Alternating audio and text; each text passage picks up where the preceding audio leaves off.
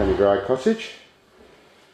Some may see as a little foolhardy given that she's moved, but it is important that people can see the beautiful home that this man has been forced out of purely and simply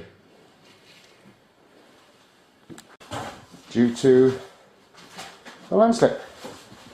And this house has stood here for over 200 years.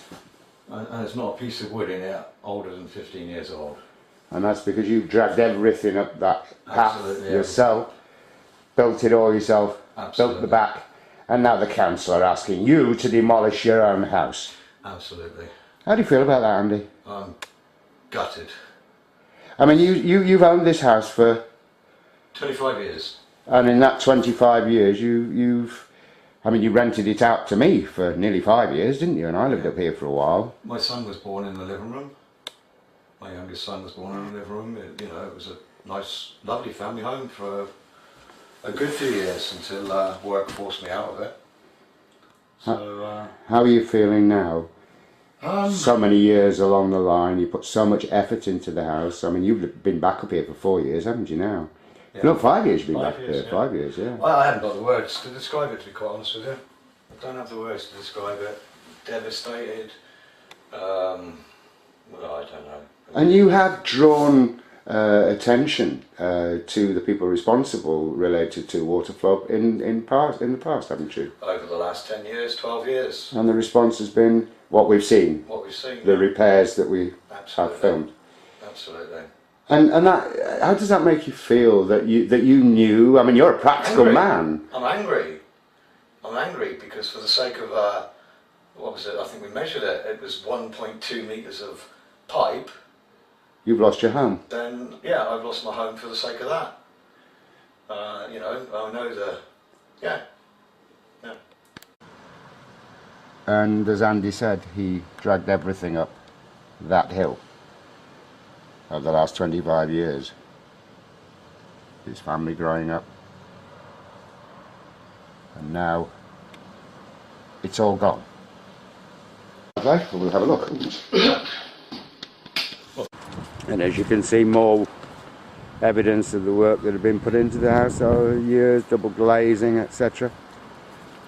But now the council have actually said to you, Andy, that it's whose responsibility to demolish your house? Mine. Yours. My responsibility to make the house unlivable. And yet you're being compulsory purchased. I believe that's the expression. Yeah. So what have you had to do already? Well, already I've started taking the back roof off. I started.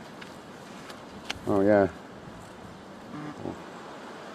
Goodness me, that's a lot of tiles you've had to take off there. Yeah. And you've knocked the windows out as well there, I see. Yeah. I take it the idea of that is the elements do their worst, is it? That's it. Yeah. So basically, Penygraig House with its history and everything else will fade back into history, into the mountain from whence it once grew. Absolutely.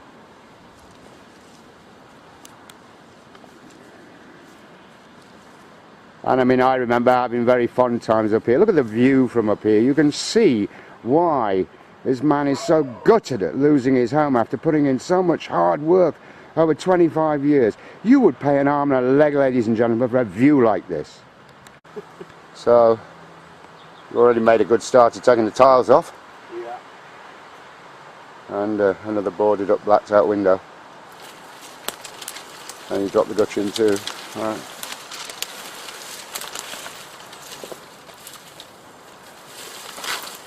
Andy, whilst you were on that roof taking the tiles off that you so lovingly put on, how did you feel? Gutted. And reflective as well. Reflective of the amount of work it took to build the roof and to get everything up there. So. Yeah, I think we need to remind people that that was one of the major feats in this whole adventure for you, was because every single thing that you've built up here, you've had to carry on your back up that path that is no longer there. Absolutely.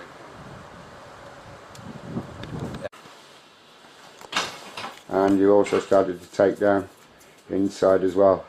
Yeah. So what was actually a really nice ceiling when I lived here, and, Yeah. and only up until last week, Andy.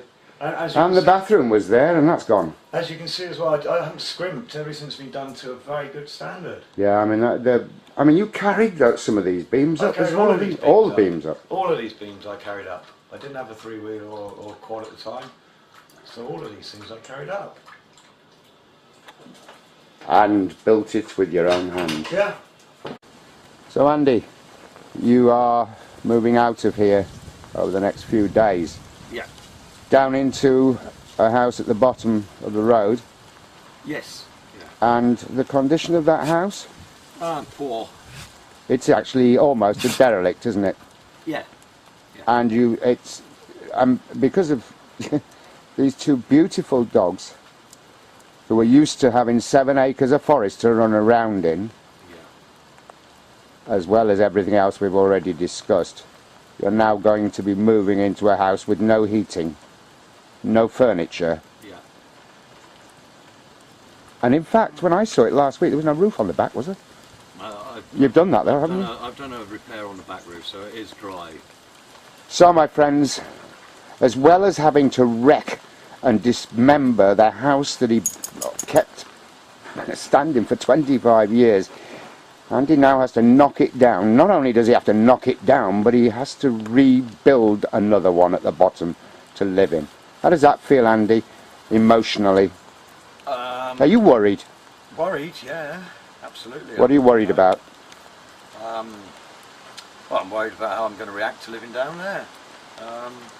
When the adrenaline wears off from the fighting to stay. Absolutely, yeah. You know, it's going to be totally different. So, wish me luck. We do.